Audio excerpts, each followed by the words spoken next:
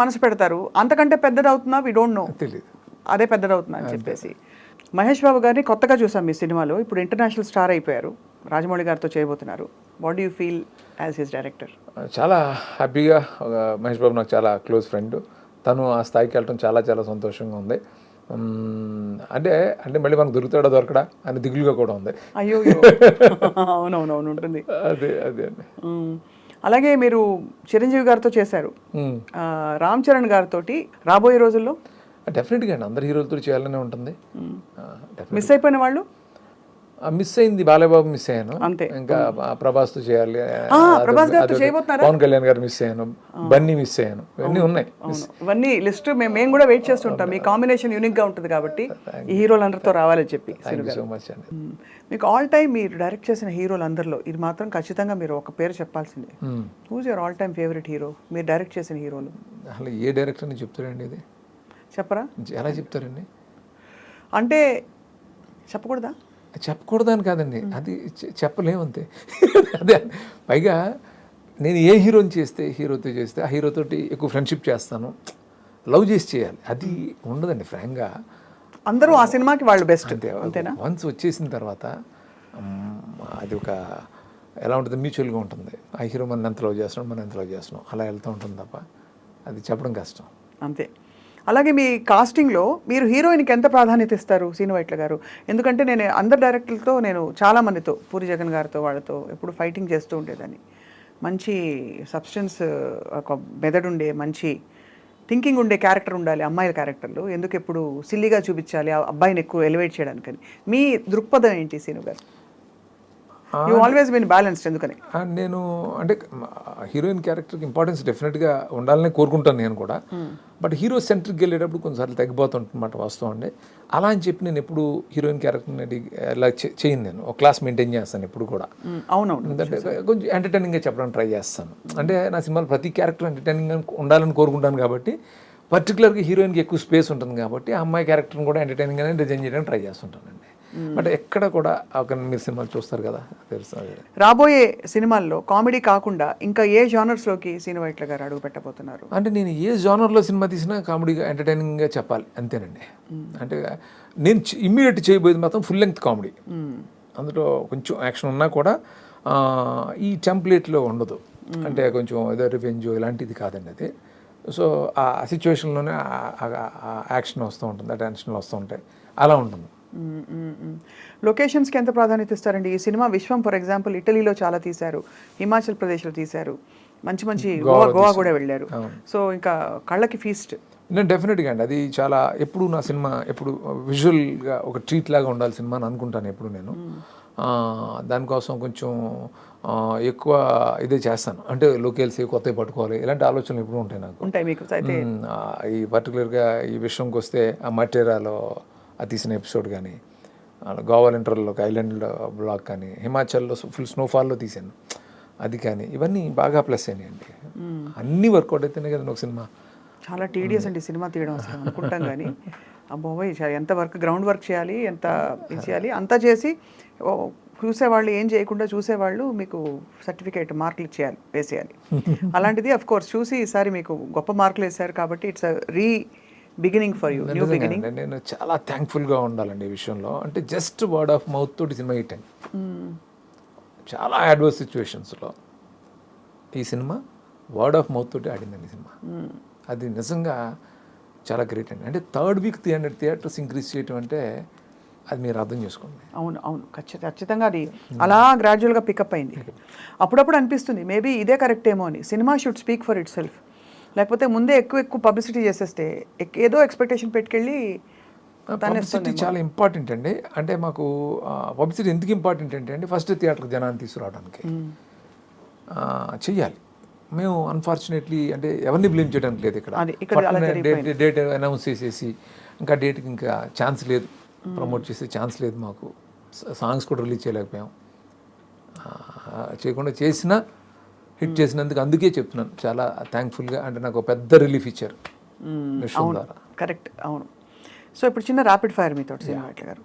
Of course మిమ్మల్ని ఇబ్బంది పెట్టే ప్రశ్నలు ఏమి అడగము. అంటే ఫేవరెట్ హీరో హీరోయిన్ అంటే మళ్ళీ మీరు ఇబ్బంది పడతారు కాబట్టి అవి అడగకుండా, మీరు డైరెక్ట్ చేసిన హీరోస్ కాకుండా మీ all time favourite screen hero ఎవరు, ఏ భాష, ఎనీవేర్? నేను చాలా సందర్భాల్లో చెప్పాను, నేను కృష్ణ గారి కృష్ణ గారు అంటే నాకు చిన్నప్పుడు కృష్ణ గారు అంటే చాలా ఇష్టం నాకు. సూపర్ టేస్ట్ అండి అసలు. Favourite heroine? హీరోయిన్లు మారిపోతూ వచ్చారండి చాలామంది. అంటే శ్రీదేవి గారు ఉండేవారు, ఆ తర్వాత ఒక్కొక్కరు అలా. రామ్ గోపాల్ వర్మ గారిని ఒక వర్డ్లో డిస్క్రైబ్ చేయాలంటే ఏం చెప్తారు? యూనిక్ అండి. యూనిక్. తిట్టకుండా పొగడకుండా వాళ్ళు చెప్పారు. యూనిక్ అండి. అవును, ఖచ్చితంగా. Just kidding. యూనిక్ అండి. నేను చూడలేదు అలాంటి మనిషి, ఇంకో మనిషిని నేను చూడలేదు. రైట్. బ్యూటిఫుల్. మీ ఫేవరెట్ హాలిడే డెస్టినేషన్? ఫేవరెట్ అంటే ఎక్కువ అంటే నేను వెళ్ళేది గోవా, స్విట్జర్లాండ్ ఇష్టం. స్విట్జర్లాండ్. ఓకే. సీను వైట్ల గారు ఖాళీగా ఉన్నప్పుడు ఏం చేస్తారు? ఆలోచిస్తారా, సినిమాలు చూస్తారా, లేక బాధపడతారా, సంతోషపడతారా, నవ్విస్తారా? నేను సినిమాలు చూస్తానండి, ఫ్రెండ్స్తో స్పెండ్ చేస్తాను, లేకపోతే పొలం వెళ్తాను, ఫామ్కి వెళ్తాను, అంతే. మీ బెస్ట్ ఫ్రెండ్ ఎవరు? చాలామంది ఉన్నారండి, అంటే ఒక 10 మంది ఉన్నారు. 10 మంది బెస్ట్ ఫ్రెండ్స్ ఉన్నారు? 10 మంది ఉన్నారు. అందరూ ఇండస్ట్రీ వాళ్ళే? ఇండస్ట్రీ కాదు, కొంతమంది బయట, కొంతమంది ఇండస్ట్రీలో. యా. సీను వైట్ అది సహజమే కదండి, అది అంటే ఇది బిజినెస్. కరెక్టే, బట్ మరీ అలాగండి. ఒక talent proven is talent proven. Who can match దూకుడు టుడే, హూ కెన్ మ్యాచ్? ఎప్పటికప్పుడు ప్రూవ్ చేసుకుంటూ ఉండాల్సిందే. అంతేనా? ఒక హిట్ ఇచ్చాం కదా, రిలాక్స్ అయితే మళ్ళీ పడుతుంది. ఎప్పటికప్పుడు ప్రూవ్ చేసుకుంటూ ఉండాలి, దాన్ని మనం యాక్సెప్ట్ చేయాలి. సో మళ్ళీ ఎలా ప్రూవ్ చేసుకోవాలి, అంతే అంతే. అంతే. సో మళ్ళీ ఎలా ప్రూవ్ చేసుకోవాలి క్రమంలో మీకు ఏం చేయాలి, ఏం చేస్తే నేను మళ్ళీ I be back on track అనే ప్రశ్నకి ఏం సమాధానం వచ్చింది? నాది సోషల్ మీడియాల ద్వారా నా పాత కంటెంట్ అంతా మీమ్స్ కానీ ఇంకోటి కానీ అలాగే ఉంచుతున్నారు దాన్ని. సో నేను ఏదో గ్యాప్ తీసుకున్నట్టు అనిపించట్లేదు, ఎవరికి కూడా గ్యాప్ ఇచ్చినట్టు కూడా అనిపించట్లేదు, thanks to social media and memers. అది నేను చూసినప్పుడు నాకు అనిపించింది ఏంటంటే, నా శైలి, నా కామెడీ ఇష్టపడుతున్నారు, కానీ ఎక్కడో నా టీంలో రెప్యుటేటివ్గా ఫీల్ అయ్యారు కాబట్టి ఒక రిజెక్షన్ వచ్చింది అనేది నేను అర్థం చేసుకున్నానండి. సో ఇక్కడ చాలా టాస్క్లు ఉంటాయండి. ఇప్పుడు అంటే నేను కమ్బ్యాక్ ఈ గ్యాప్లో నేను చాలా కథలు రాసుకున్నాను, చాలా ఐడియాలు అనుకున్నాను. సో ఇలా అయితే మనకు బాగుంటుందని అనుకున్నాను. అప్పుడు నాకు ఒక కాన్ఫిడెన్స్ ఇచ్చి మనం సినిమా చేద్దామని హీరో వచ్చి గోపీచంద్ చెప్పాడు.